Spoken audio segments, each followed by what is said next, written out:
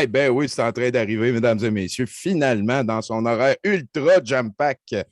Mathieu Nadeau-Vallée qui vient nous rejoindre autour d'Ivoire pour discuter un petit peu de tout et de rien et certainement de microbiologie et d'immunologie, hein, parce qu'on a deux des champions en province qui sont avec nous.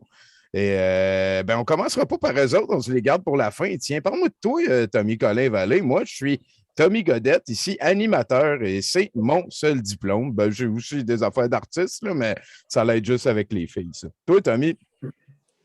Ah oui, moi j'ai deux bacs, puis je suis en train de finir un doctorat, mais faut pas trop se vanter de ça. Ça ne veut rien dire. Ben, en tout cas, Ça enlève à rien aux autres. on peut C'est dire que juste tu as parce une que maîtrise en j'aime psychologie. ça étudier, hein? Pas grand. Voilà, voilà. Ouais, pour l'instant, puis, je m'en contente très bien. Et voilà. Et ben, Yann Becker. Ben, salut, donc moi c'est Yann effectivement.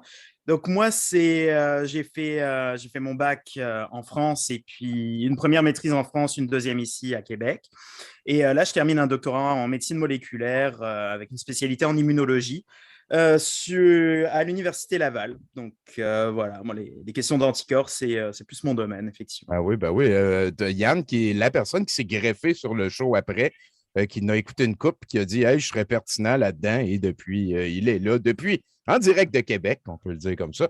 Et notre invité d'aujourd'hui, Mathieu Nadeau-Vallée. Salut, mon chum. Salut Tommy, moi c'est Mathieu, j'ai fait un bac en sciences biomèdes, un PhD en pharmacologie, ma médecine, puis là je suis en train de faire une résidence en anesthésie, puis je vais débuter une maîtrise en épidémiologie. Tabarnak, hein? Fait que, y a-tu comme une fin à un moment donné à tout ça ou t'es un gros fan de l'apprentissage? Il n'y a jamais de fin en médecine. Ouais, ben ça c'est sûr. Hein? T'es même passé par l'anesthésie. C'est quand même assez capoté. Pourquoi l'anesthésie au travers de tout ça? Ah, ben c'est probablement les domaines de la médecine où les connaissances en pharmacologie sont les plus utiles. Là. On a les médicaments dans nos mains, on les administre aux patients, on voit l'effet tout de suite en salle d'op, qu'est-ce qui se passe, on doit maintenir le patient en vie pendant son opération. Là, finalement, c'est un peu ça parce qu'on lui induit un coma artificiel, donc il faut maintenir son cœur, ses poumons, faut le prendre d'un point A puis l'amener à un point B. Là. Oh, oui, puis là, dépendamment, tu changes un dosage, tu vois immédiatement le résultat sur un moniteur ou sur ces affaires-là. Donc, Exact. ouais, ça devient comme une manière d'appliquer ce que tu avais étudié avant un petit peu, peut-être. C'est ça. Ah ouais, t'as l'air de quelqu'un de curieux. Un petit peu, là, ça dépend. Des fois, oui. Des fois, je suis un peu curieux. Ça a été quoi ton plus gros défi dans ton parcours?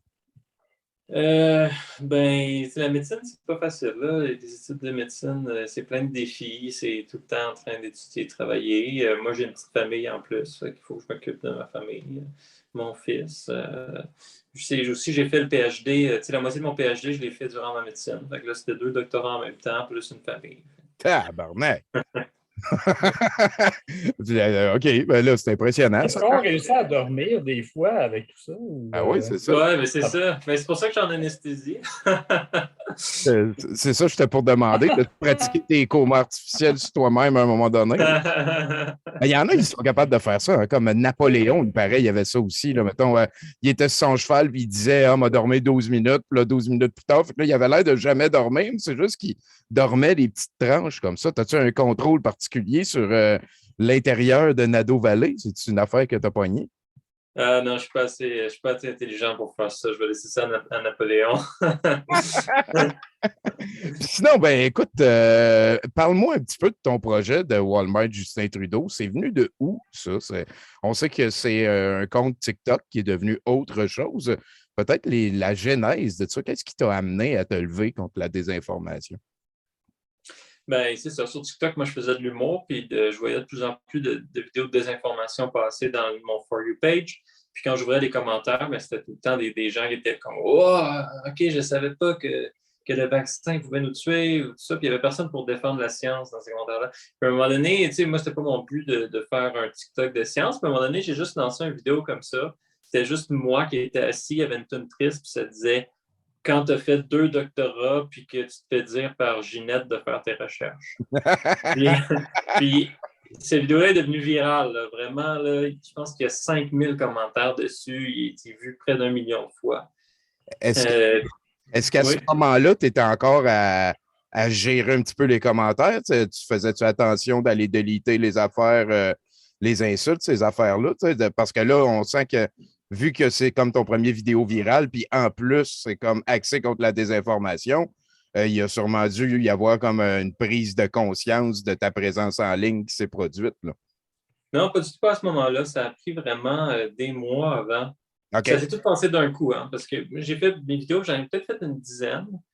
Puis j'avais juste l'amour, c'est juste des gens qui faisaient comme Ah, wow, OK, j'étais pas au courant de cette facette-là. Puis à un moment donné, mais je pense que c'est autour de quand j'ai fait Tout le monde en parle, là, il y a un groupe de haters qui m'ont envahi. OK? C'est des gens qui sont très organisés. Puis à une heure particulière de la journée, mais je peux avoir 500 commentaires de haine d'un coup. Wow, c'est donc bien weird, ça. Ah oui, ils sont très, très, très bien organisés. Puis, tu sais, souvent j'ai l'impression qu'ils s'envoient un message dans un groupe, puis, par exemple, regarder une vidéo de lui, puis là, ils débarquent tout. Ouais, ouais, c'est sûr, c'est sûr, c'est sûr. Ben, ça a été quoi ta réaction la première fois que c'est arrivé? Comment tu as géré ça? Ben, je pense que c'était au lendemain que tout le monde en parle, puis là, je commençais à être écœuré un petit peu de faire ça. Puis de toute façon, j'avais dit que j'allais prendre ma retraite comme une semaine après. Fait que ça a tout tombé en même temps, tu sais, les haters, puis le fait que je m'étais dit que j'allais prendre ma retraite. Fait que finalement, j'ai juste pris ma retraite. J'ai pris un mois sans rien faire, puis ça m'a fait du bien. Puis, entre-temps, j'ai réussi à monter comme une équipe de modérateurs. Puis eux, ils font la job surtout sur Facebook, là, mais ils s'occupent de justement se débarrasser des trolls. Ouais, ouais, ouais. Puis continuer à faire vivre l'idée aussi, parce que si la bullshit revient, souvent la manière d'arrêter un aspect de la bullshit en particulier, il va rester le même, là. Tu sais, si, mettons, il ramène que le vaccin COVID est mortel, ben, tu as probablement déjà fait une capsule qui dit que c'est pas vrai qu'il est mortel, puis t'explique pourquoi qu'il l'est pas, puis que ça arrive probablement dans de très rares instances et ce genre de patente-là, mais je veux C'est dire, ça. tempérer les affaires. C'est la même bullshit qui revient, il y a manière de faire vivre un propos qui l'adresse déjà, mettons. Là. Oui, C'est, exact. est-ce que tu as aimé ça de monter une équipe de collègues comme ça? T'as-tu vécu ça comme un montage? Là? T'es allé voir le gars qui réparait son char, puis là, sans se virer de bord, il a dit Ah, Mathieu. Là, t'as fait Oui, j'ai besoin de toi pour une autre mission. Puis il dit que j'avais plus jeune Robert. Tu sais, ce genre de patente-là. Ben, ça s'est fait d'un coup, hein. C'est des gens qui m'ont contacté. C'était pas mon idée initialement. Il y a juste des gens qui m'ont dit Hey, on peut être tes modérateurs. Puis c'était des gens qui avaient déjà, tu sais, qui étaient déjà très impliqués dans le combat contre la désinformation, qui étaient déjà organisés. OK. Puis tu sais, là-dedans, il y a des gens qui ont des diplômes de virologie, il y a du monde qui ont des diplômes d'ingénierie. Fait que c'est une communauté très variée. Oui, oui, oui. Ben, écoute, félicitations. C'est le fun que ton message ait eu ce genre d'écho-là. Fait que là, tu es en train de me dire que avant tout le monde en parle, juste sur TikTok, t'avais pas comme de haters qui te couraient après ou de messages à gérer trop ta présence en ligne puis le reste. Non, honnêtement, sur TikTok, c'est très calme. Les gens sont. C'est la meilleure plateforme selon moi. J'ai jamais reçu autant de haine que depuis que je suis sur Twitter. Ah ben oui, ça c'est. Puis aussi Facebook. Ouais. Mais Twitter étant vraiment le pire. Ah oui. Mais TikTok, on ne peut pas avoir de modérateur, puis j'en ai pas besoin. OK. J'en C'est ai quoi pas la besoin. particularité de TikTok, par exemple, pour propager des messages? Donc, qu'est-ce qui fait que c'est un bon format, selon toi? Ben, TikTok, c'est unique dans le sens que n'importe qui peut devenir viral. Puis oui, c'est un peu vrai pour Facebook, mais c'est pas le même genre. C'est pas le même genre de viral. TikTok, une vidéo peut être vue par toute la planète en temps de 24 heures. Puis c'est vraiment, ça fonctionne avec un algorithme, puis essentiellement, ils vont calculer combien de temps les gens ont passé à regarder la vidéo. Puis si, disons, 100% du monde a regardé la vidéo au complet, ben, la vidéo il va être envoyée virale. OK. Euh, Peu puis, importe la source, peu importe c'est qui l'a fait, combien il y a d'abonnés et tout. exactement. OK, OK. Donc, c'est Exactement. vraiment le fait de persévérer dans l'écoute du vidéo qui est le critère de l'algorithme pour le top. Oui, exact. J'ai essayé, moi, avant la pandémie, j'ai essayé de me créer un YouTube avec ma copine pour faire des jokes. Puis j'avais 3 ou 4 views par vidéo.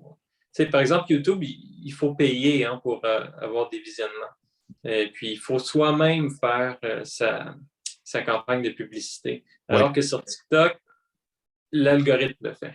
Si tu fais une bonne affaire, ça va être dessus. Ouais, ben ça peut être, c'est pas obligé de bonne affaire, ça peut être quelqu'un qui pète dans le bain. Ouais, Et si ça fait rire le monde, puis le monde l'écoute, ben ça va devenir viral. c'est ça. Si c'est un beau pet dans le bain, on peut dire ça. Exactement. Fait que c'est ça qui t'a amené à lâcher YouTube au début pour aller sur TikTok pour essayer de faire de Ouais. l'humour qui aurait une portée certaine à un moment donné. C'est quand même assez capoté, ça. Ouais, c'est quand même assez capoté. Puis aussi, TikTok offre une plateforme de montage vidéo qui est Ah, vraiment super. Fait que tout est là, c'est très simple.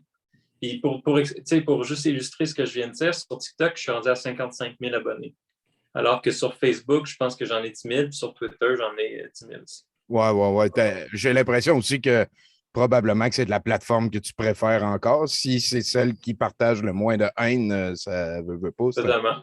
Ouais. Puis c'est le fun aussi. Là, on dirait Totalement. est-ce qu'il y a une limite de 3 minutes sur les vidéos sur TikTok? Oui, mais ça, c'est nouveau. Avant, c'était 1 minute. Maintenant, c'est rendu 3. OK. Bon, ça va quand même un petit peu mieux pour parler d'affaires autant compliquées que l'hydroxychloroquine, si un petit peu. Oui, Yann, tu as l'air de vouloir. Vas-y. Ouais, moi j'aurais une question. C'est un peu pour reformuler ce que tu disais avant, mais finalement entre Twitter, Facebook et puis TikTok, est-ce que tu penses que ces différentes plateformes ont un reach qui est un petit peu différent en fonction du public? Est-ce que tu penses que certaines peuvent être utilisées pour avoir plus des jeunes ou d'autres plus pour polémiquer ou voilà. Oui, clairement. Ben, d'après moi, justement pour la polémique, d'après moi, les trois sont pas mal égales. Sur TikTok, l'audience est plus jeune, oui. Puis j'ai l'impression que sur Twitter, c'est plus la plupart, c'est des professionnels, comme par exemple, il y a beaucoup de journalistes sur Twitter, puis on peut faire un tweet qui va être publié dans le Journal de Montréal, tu sais. C'est vrai. Alors que TikTok, c'est bien plus rare. Mais sur TikTok, il y a aussi une armée de trolls puis une armée de robots. Il y a des robots aussi sur TikTok. Ok. Non, je m'excuse, sur Twitter, pas sur Oui. TikTok. Sur Twitter, il y a des robots et des trolls. Oui. Sur TikTok, c'est beaucoup moins le cas. Mais il y a quand même sur TikTok des gens qui vont se créer une dizaine d'accounts, là, puis être troll un peu, là, mais beaucoup moins que sur Twitter. Est-ce que c'est parce que le format lui-même le permet moins ou c'est parce que c'est trop nouveau puis il n'y a pas eu encore assez de gens pour l'invader, pour faire des bots et du troll là-dessus? Écoute, je sais vraiment pas. Peut-être que les politiciens ne sont jamais rendus sur TikTok. Et peut-être c'est pour ça que les journalistes sont surtout sur Twitter, puis les robots. Puis... Les robots, je pense qu'initialement, ils servaient à alimenter les votes, là, à faire des mouvements politiques. Si 10 000 personnes vont donner de la haine sur un politicien, par exemple. On appelle ça de la démocratie en hostie à ce moment-là. Fait que là, on se ramène, mettons, que tu as pris ton mois de vacances, tu as pris ta retraite, mais tu as refait quelques clips aussi. Moi, j'écoute, je te remercie. Je trouve que c'est important que tu as démontré que tu étais, comment je pourrais dire, humble dans la démarche, que tu étais aussi pertinent, drôle. Souvent, ça passe rapide. Écoute, moi, je pense que, tu sais, de dire je prends ma retraite puis de revenir parce que c'est pertinent, c'est pas comme manquer à sa parole. Moi, c'est mon opinion par rapport à ton move de revenir tranquillement, pas vite. Surtout que là, tu es rendu avec une équipe, fait qu'imagine où ça peut se rendre. C'est quand même assez cool, tout ça. C'est quoi qui s'en vient pour toi? Honnêtement, j'en ai aucune idée. Là. Depuis une couple de semaines, j'essaie de retourner à mon contenu d'humour sur TikTok. Là. J'ai publié une couple de blagues, puis j'ai publié aussi un petit peu de musique. Je pense que pour moi, ça va être ça. La suite, je vais retourner à faire de l'humour, mais de temps en temps, je vais peut-être faire une vidéo plus médicale quand il y a quelque chose qui sort. Honnêtement, quand je suis sorti de ma retraite, c'était pour faire la vidéo sur la vaccination des enfants. Puis ça, quand j'ai pris ma retraite, j'avais dit, je prends ma retraite, mais je vais revenir faire la vidéo de la vaccination des enfants. Je l'ai faite, puis tout de suite après, il est sorti Réinfo COVID. Là, ouais. Je ne sais pas si vous avez vu ça, là, les médecins, c'est des grands médecins. Puis tout de suite après est sorti la deuxième vidéo de Réinfo COVID, qui est sur. Lui, c'est un chercheur là, de l'Université Laval. Il y a des grosses affaires comme ça qui sont tellement dangereuses au point de vue, pour le public. Oui. Que je me dis, ben là, je ne peux pas ne rien faire. Mais éventuellement, s'il n'y a plus de vidéos de l'info COVID, ben moi, je vais faire de l'humour. Ça ressemble à ça. Là. On te le souhaite. Ben oui, on le souhaite à tout le monde. Écoute, on t'a découvert comme musicien aussi. Tu avais quand même pas mal de tranches à gérer. Fait que là, il y a des blagues, il y a de la musique aussi. Depuis quand tu joues de la musique? Depuis longtemps. Mais en fait, sur TikTok, j'ai 2 comptes. J'en ai un que c'est mon compte, puis l'autre, c'est un compte uniquement de musique. Puis j'ai 55 abonnés. Fait que c'est pas si pire. mais non, mais en fait, la musique, depuis que je suis jeune, j'ai commencé à faire de la batterie à l'âge de 7 ans. J'ai fait de la batterie pendant 10 ans. Donc, pour ça, je me suis mis à la guitare et au chant. Ah, ben slack, fait que t'es un band à toi tout seul. Ouais, ben l'affaire, c'est que je vis en appart depuis maintenant, comme, ça fait combien de temps? 10 ans environ, 12 ans. Fait que j'ai plus de batterie. Hein. Ouais, non, c'est ça, j'étais pour dire. Pour moi, le drum a plus le bas. Exact. C'est Les voisins ne voulaient pas. ton préféré? As-tu un instrument préféré? Ben, idéalement, j'aimerais ça refaire de la batterie, là, mais pour le moment, je chante. C'est ça que j'aime. Je ne suis pas très bon en guitare, là, mais je suis correct pour m'accompagner. Ça me va, ça me va, ça me va. Écoute, penses-tu que la désinformation, on va être capable de régler ça à un moment donné? Non, je pense pas. Puis honnêtement, je pense qu'il y en a toujours eu. Hein, tu sais, il y a le pharmacien, je ne sais pas si Olivier Bernard, je pense son nom. Oui, Lui, il a fait un sacré job hein, oui. avant la COVID. Puis, tu sais, lui, c'est ça qu'il faisait. Là, il adressait la désinformation sur plein de sujets. Puis, il s'est fait ramasser là, par une gang à un moment donné. Hein, il y a eu des menaces, il y a eu des. Oui, oui, oui. En fait, le show qu'on a fait avant celui-là, le Tour d'Ivoire, c'était lui, notre invité. Puis, Hein? oui. On est plugué, là, je te dis. Ah ouais? Ça. Ah, j'aurais aimé ça que vous l'invitiez avec moi. J'aurais aimé ça y parler. Ah, ben, Organise.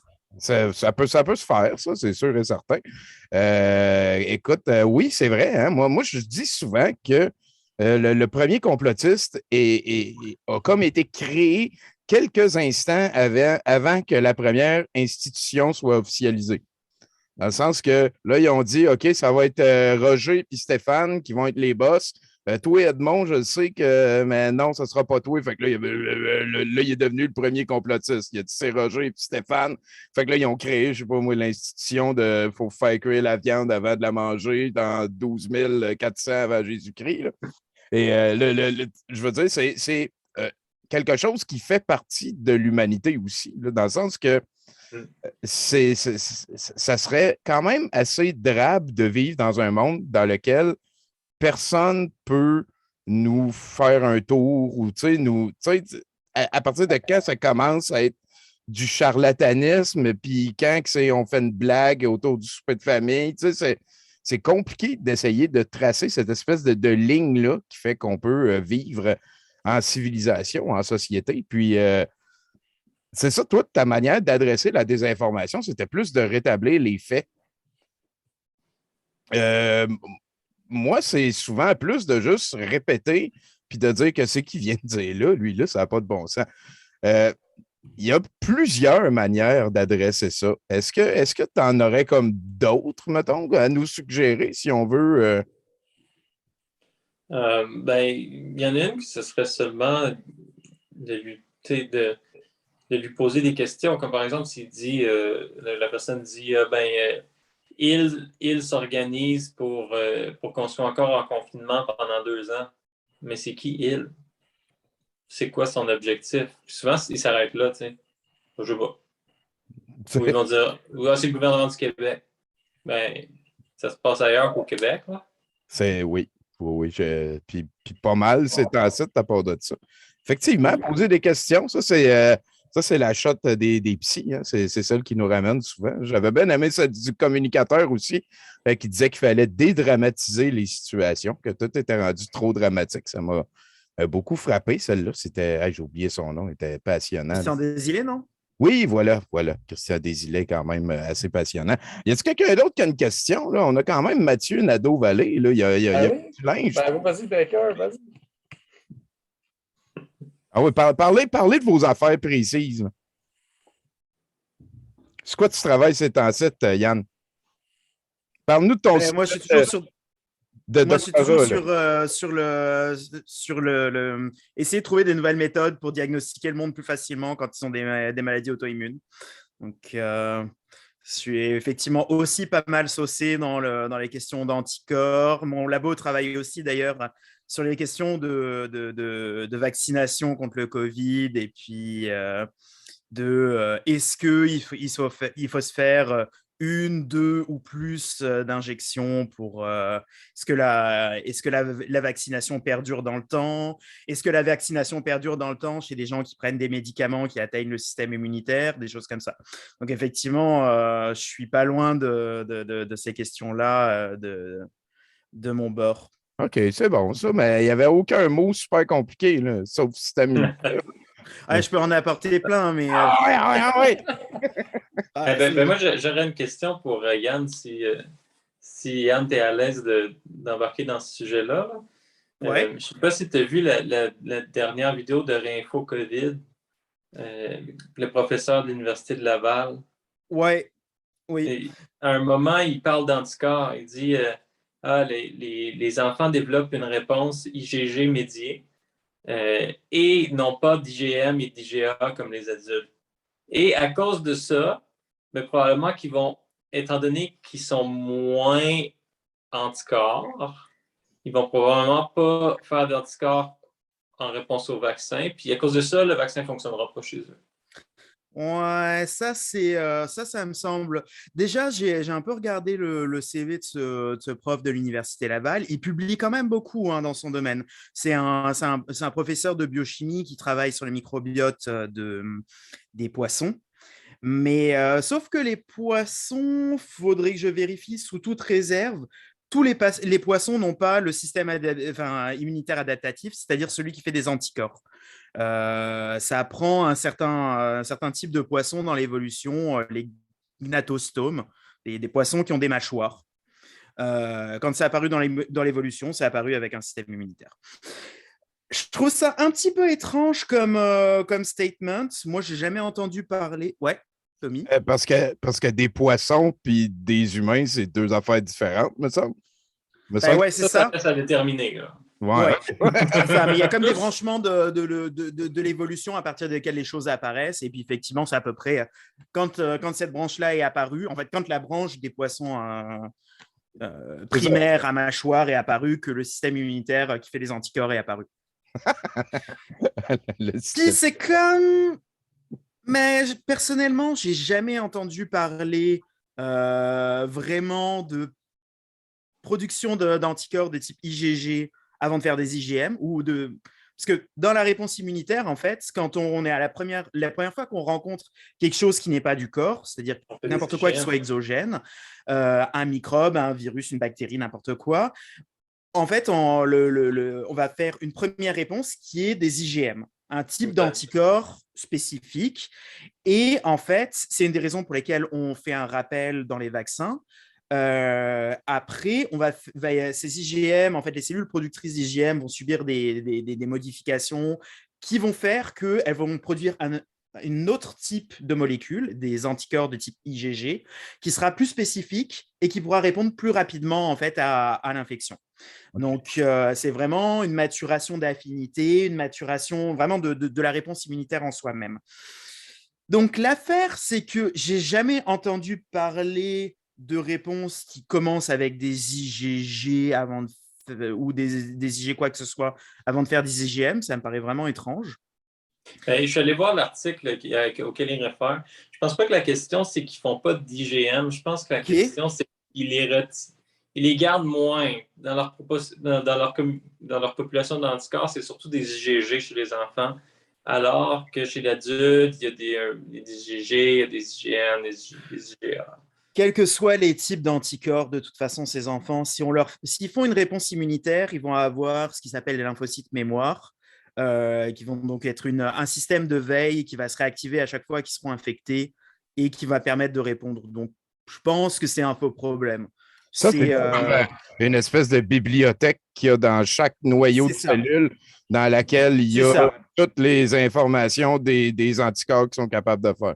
C'est ça. À chaque fois qu'on produit à chaque fois qu'on a des cellules qui produisent des anticorps, une fraction de ces cellules, quand l'infection est résolue, le grand tas de cellules meurt et il en perdure quelques-unes. On ne sait pas pendant combien de temps, on suppose peut-être pendant toute la vie.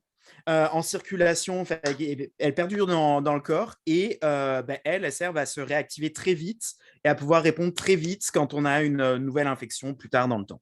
Ah, ben, c'est bien. Est-ce que je suis le seul qui ressent un malaise lorsque que ce soit des chercheurs, des praticiens, peu importe, arrivent avec une certitude qu'ils communiquent comme ça? Je veux dire, ils parlent d'une hypothèse théorique qui pourrait être Valable à explorer. s'il y a de la littérature là-dessus, s'il y a fait des recherches là-dessus, Ouais. les réponses immunitaires du vaccin, je veux bien. Mais partir d'un concept théorique, d'une hypothèse, et dire que CQFD, le vaccin ne fonctionne pas, sur quoi il se base, en fait, pour dire ça? C'est là que j'ai un malaise. Son hypothèse est intéressante, mais on va faire de la recherche. Là. Puis, ça vient aussi avec tout l'emballage de Réinfo COVID, qui est comme quelque chose qui a l'air sérieux à un moment donné. Ça met des sarraux. Il y a des micros de Radio-Canada, ce genre de patente-là. Mais effectivement, le gars, là, il est tout seul, il y a une bannière en arrière, puis il amène des certitudes qui ne vont pas nécessairement dans le sens du consensus. Moi, il y a quelques red flags à monter, mais oui, ça va être de la bullshit à débunker. Mathieu, as-tu quelque chose à rebondir là-dessus, toi? Ben, c'est un chercheur de l'Université de Laval. C'est pas une menterie, c'est un chercheur de l'Université de Laval. 2, il amène, il y a un PowerPoint. 3, il cite des études scientifiques, dont celle-ci que je viens de parler, qui est une vraie étude, puis qui est rigoureuse, puis qui est bonne. 4, il y a peu de nuances. Fait que tout ça pour dire, moi, là, si je n'avais pas étudié en sciences de la santé, là, je me fierais sur ce gars-là. Je veux dire, c'est tout comme une présentation universitaire, son affaire. Là. PowerPoint, source, le gars, tout le contexte officiel, le gars, il n'est pas nuancé. Tout son message va dans la même direction. C'est pour ça que je l'ai adressé, c'est parce que je me mets à la place du public et je me dis, Colin, moi, j'y aurais cru. Justement, le public pourrait être capable de ne pas se perdre, justement, de ne pas faire confiance aveuglément à des gens comme ça. Sur quoi ils doivent se baser? C'est quoi les red flags, justement, qui pourraient détecter que là, il y a quelque chose qui ne marche pas? Là? Ben, c'est une bonne question. Puis je suis sûr que, tu sais, moi, en voyant cette vidéo-là, j'allume tout de suite. Puis des fois, je ne sais même pas pourquoi j'allume, mais j'allume. Il y a quelque chose qui cloche. Là, ça serait de décortiquer c'est quoi toutes les choses qui sont des red flags. Qu'est-ce qu'on peut dire là-dessus? Ce qui n'est pas un red flag, c'est qu'au début, il se présente, il dit ses accréditations, mais ce qui est un red flag, c'est pourquoi est-ce qu'un biologiste de la faune marine viendrait se prononcer sur la vaccination? Ça, je trouve que c'est un red flag. Deuxième red flag, il n'est pas nuancé. Tous ses propos sont affirmatifs, il est sûr de son affaire. Troisième red flag qui était vraiment facile pour nous, là, ça aurait été facile de le voir, mais peut-être pas pour le public, c'est les dates de ses sources. T'sais, nous, quand on est présenté, on a fait des études graduées, quand on nous présente des sources, vite fait, on les regarde et on se rend compte qu'il y a des choses qui clochent. T'sais, si on voit le journal, des journaux qui ont un impact factor de 0,2, déjà, ça peut être un red flag. Si on voit un journal cité dans les années 1960, ça peut allumer un red flag. Mais pour lui, ça allait allumer vite quand j'ai écouté sa capsule. J'ai vu 2019. Je vais me permettre peut-être de faire un point sur l'impact factor pour les gens qui nous regardent, qui ne savent pas forcément ce que c'est. C'est comme un ratio, en fait, de à quel point un journal, en fait, une publication dans un journal est citée par les pairs. Finalement, il y a comme un calcul qui se fait. Et en général, donc c'est combien il y a de publications dans un journal, sur combien elles sont citées. Et plus cet indice est grand, plus en général on peut parler d'un journal sérieux et de qualité. Et puis c'est une échelle qui est relativement ouverte. Donc c'est un petit peu difficile de voir, de savoir ce que c'est un bon, quand on n'est pas du milieu, un bon impact facteur d'un mauvais. Mais en général, quand on commence à être au-dessus de 1, ça commence à être un journal qu'on peut considérer quand même comme décent. Entre 1 et 4, moyenne gamme, au-dessus de 4, solide, puis quand on passe au-dessus de 10 et puis à 20, 30, 60 pour les plus hauts, ça devient stratosphérique. Mais ça, c'est super cool, ça, cet outil-là. Là, on a eu un point 2, blabla. C'est où qu'on trouve ça? Y a-t-il comme un registre de ces données-là? Je ne connaissais pas cette échelle-là. Souvent, il suffit de taper le nom du journal sur Google et de rajouter l'index, quel est le score. OK. Puis OK. ça donne effectivement, ça donne ce score. C'est comme le H-index un peu pour les chercheurs, qui est le nombre de fois que les papiers du chercheur sont cités. OK. Plus il a de papiers et plus ces papiers sont cités, plus il va avoir un H-index qui va être fort. Ça, on le retrouve en général, effectivement, si on tape H-index ou en tout cas toutes ces métriques avec le nom d'un chercheur ou du journal de la publication, on trouve ces informations. Colin, c'est pédagogique, Mathieu. Tu provoques toutes sortes d'affaires. Ah, Mais avec le facteur d'impact, il faut faire attention si on ne connaît rien dans le domaine, parce que des fois, les facteurs d'impact sont bas, mais la publication n'est pas nécessairement mauvaise. Des fois, des articles peuvent être peu cités parce qu'ils sont trop spécifiques. Par exemple, un article qui traite des pathologies du rectum. Okay, c'est super spécifique, mais il peut être un super bon article, mais il est publié dans un journal Journal of Medical Rectum. C'est un super bon. Non, mais c'est vrai, c'est ça. J'ai vu des super bons articles, par exemple, dans des journaux de biologie de la reproduction. Mais ces journaux-là, ils traitent uniquement de biologie de la reproduction. Fait qu'ils ne vont pas être cités par tout le monde de la communauté scientifique, juste par ceux qui sont de ce field-là. Il y a toujours une nuance, mais règle générale, un journal qui a un facteur d'impact en bas de 1 ou peut-être en bas de 1,5, c'est presque tout le temps poubelle. Presque tout le temps.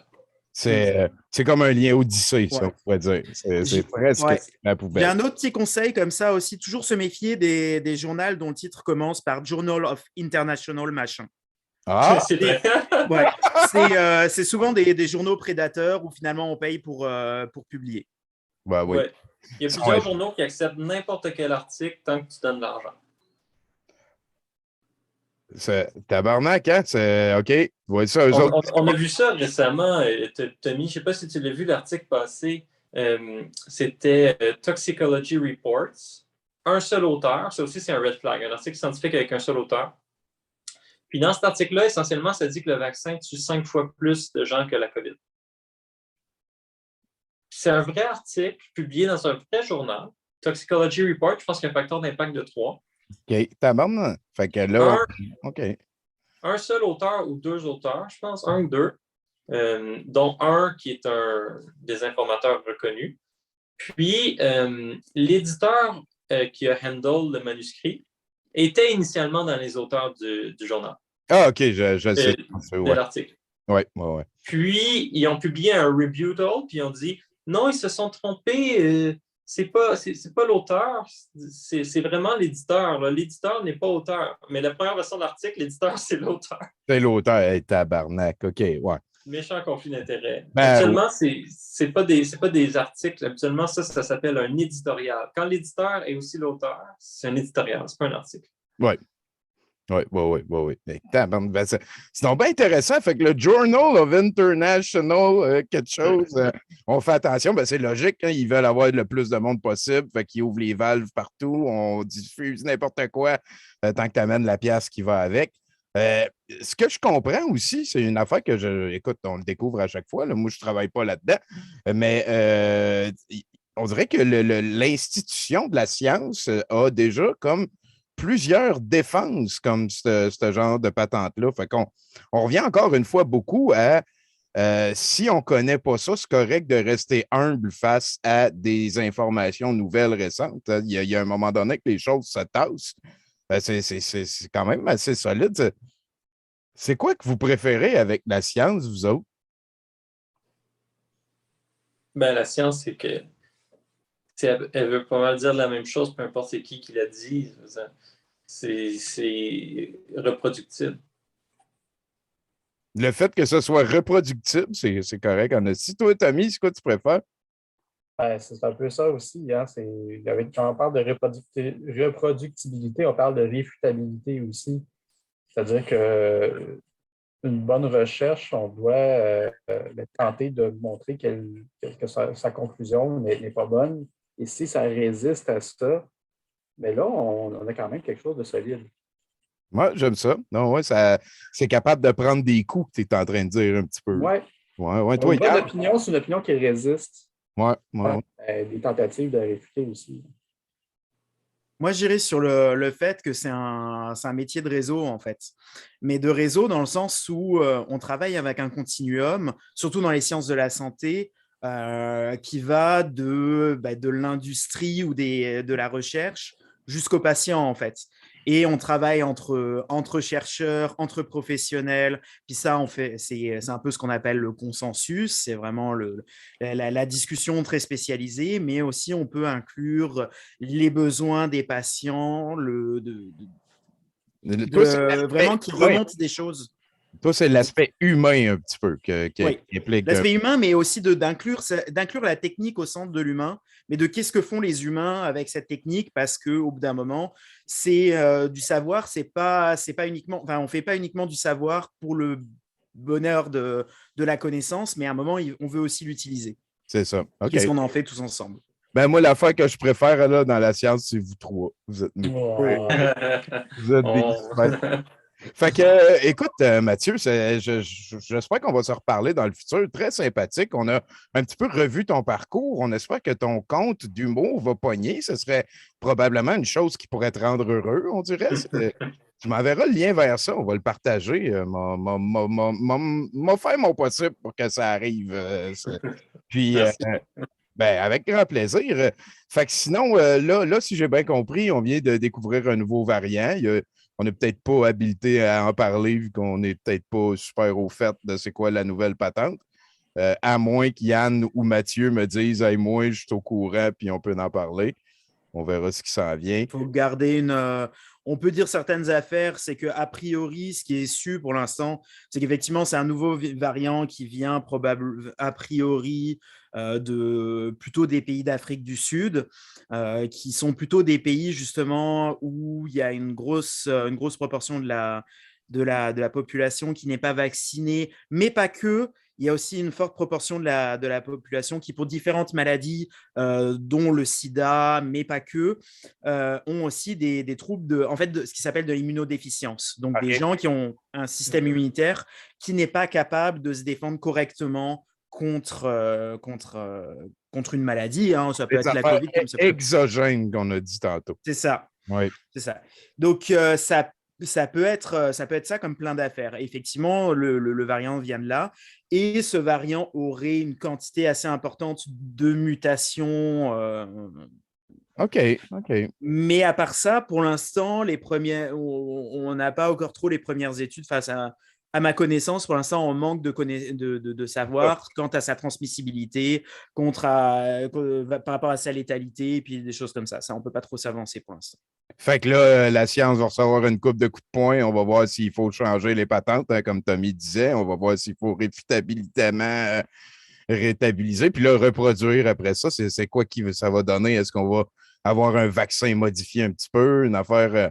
On verra. Rendu. Mais je pense qu'il y a plusieurs choses que je pourrais dire là-dessus.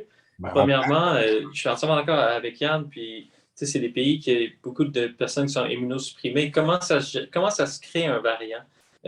Ça se crée par réplication virale. En plus un virus réplique son génome, plus il y a des chances d'introduire des erreurs dans son génome. Puis des erreurs, ça se fait au hasard. Des fois, l'erreur va conduire à une protéine qui est moins capable de nous infecter. Fait que ce variant-là ne sera pas sélectionné, il ne pourra pas se reproduire. Des fois, ces erreurs-là vont conduire à une protéine qui est encore plus capable d'infecter l'humain. Donc là, ce variant-là, il va se reproduire à tonnes, puis on va se retrouver avec un nouveau variant. Mais c'est quoi qui augmente les chances qu'un virus se réplique? C'est de ne pas respecter toutes les mesures sanitaires, hein? Que tout le monde tombe malade, le virus, il se réplique beaucoup. Les individus qui ne sont pas vaccinés, parce que le virus se réplique plus chez ces individus-là, la grande majorité. Puis, l'autre chose, c'est les individus immunosupprimés, il faut qu'on les protège parce qu'un virus qui tombe dans un individu immunosupprimé, c'est comme un terrain de jeu. Il se réplique, puis il y a beaucoup plus de chances de muter. L'affaire avec ce variant-là, c'est qu'il y a je pense qu'il y a 32 mutations dans la protéine Spike versus le Delta qui en avait 9. Pourquoi c'est inquiétant? C'est parce que le vaccin est dirigé contre la protéine Spike. Hein? Donc, si les séquences ne s'alignent pas parce qu'elle est trop mutée, bien, il pourrait échapper partiellement ou même totalement à l'immunité. Ce qui est rassurant, c'est qu'on a créé le vaccin à partir de la source originale. Si on avait un vaccin qui était, par exemple, basé sur le Delta, ça aurait été encore plus inquiétant parce que là, on est en plein milieu. Si on déroge par là, on reste quand même un peu proche. Oui, je comprends. C'est rassurant, mais il y a des données préliminaires qui semblent laisser démontrer qu'il pourrait être jusqu'à 500% plus transmissible. 500%. Yeah. Donc, ça fait assez peur. Ben, il pourrait aussi être moins dangereux ou encore plus dangereux. Ça, on ne sait pas encore. Tout le long que tu parlais, Mathieu, j'avais comme l'image d'un loup qui est devenu un poodle à un moment donné à force d'avoir des bébés. Puis des fois, il y a des loups qui sont devenus des espèces de gros molosses gigantesques aussi. Puis là, ben là, ce qu'on a eu, c'est plus comme une évolution vers un gros molosse gigantesque que vers un chihuahua. Ça, c'est comment qu'on peut faire pour expliquer ça à quelqu'un qui ne croit pas en l'évolution? Ça va être difficile. Ça va être difficile. On le sait. On pourrait dire que à force de recopier un livre encore et encore et encore, si on commence à recopier, je sais pas, mettons Hamlet de Shakespeare, ben à force de recopier encore et encore et encore en faisant des fautes un petit peu à chaque fois, ben au bout de 1 million de copies, 10 millions de copies, 100 millions de copies, ben on finira peut-être par avoir le médecin malgré lui de Molière. Ah, OK, j'aime ça. C'est Twilight, peut-être. Ah ouais, c'est Twilight. Twilight. J'aime ça. Yann, il va souvent dans l'imprimage de feuilles. C'est une bonne analogie, ça. Ben, écoutez, moi, je pense que j'ai fini. Je pense qu'on peut laisser Mathieu aller relaxer avec sa famille puis pratiquer sa guitare un petit peu. Si vous avez des questions, parlez maintenant ou vous passez une excellente fin de soirée. Comment ça va? Comment, hein? Tommy Collet dit qu'il est correct. Yann Becker aussi. Merci bien gros, Mathieu Nadeau-Vallée. Merci, ça fait plaisir. Merci de m'avoir invité. C'est plaisir. C'est sûr que je vais te réinviter pour d'autres affaires. On verra c'est quoi l'avenir. Ce que je veux, c'est que tu me fournisses les liens vers tes comptes de musique et de blagues. On va faire sûr de les partager au plus grand nombre de personnes possible. Merci. Merci pour ton travail. Ça a été pertinent, utile. Right on, man. Je voulais te féliciter en public. C'est fait une autre fois. Puis si jamais tu as envie d'en refaire d'autres, ben, j'espère que non, parce que ça va vouloir dire qu'il va y avoir du réinfo COVID. Puis non. Ça fait plaisir, Tommy, mais merci beaucoup de m'avoir invité. All right. On se rejase tout le monde sinon. Puis ben voilà, c'était le Tour d'Ivoire. Je n'ai pas grand-chose d'autre à rajouter. Hein. Il n'y a pas comme de speech de. Faites attention à vous autres. Salut. Attention, red flag. Salut. Vaccinez vos enfants.